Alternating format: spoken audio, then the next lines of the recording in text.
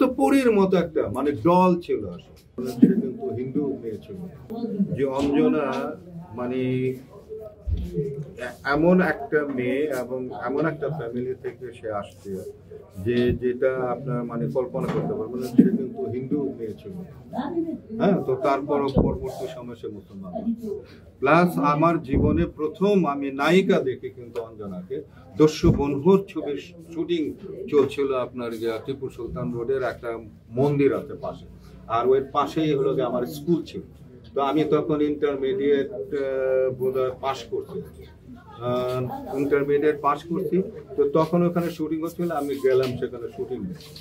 তো আমি ওনাকে দেখার পর আমার মনে হয়েছে যে মানুষ কি করে এত সুন্দর, এত সুন্দর মানুষ কি করে হয়। আমার কাছে মনে হয় না ওকে মানুষ মনে হয়, তো পরীর মতো একটা মানে ডল ছিল আসলে।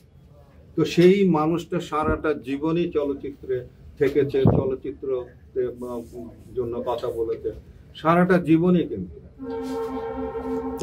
তার কাছ থেকে আর কি চান আপনি? চলচ্চিত্র আর কি পেতে? তার যতটুকু করার দরকার ছিল সে কিন্তু তার জীবন দিয়ে কিন্তু সেইভাবে সে করেছে। এখন তাকে সেভাবে মূল্যায়ন আমরা কতটুকু করেছি সেইটা হলো যে বিচার বিবেচনা। মূল্যায়ন তো ও কেন আমরাও তো পাচ্ছি না।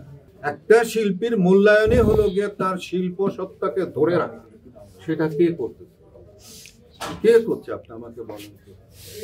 এখানে কে এগিয়ে আসছে, কে এখানে মানে চলচ্চিত্রকে ধরে নিয়ে আগে বাড়ার জন্য কে চেষ্টা করছে? সুপার অভিনেত্রী না হলে তো সে পুরস্কার পেত।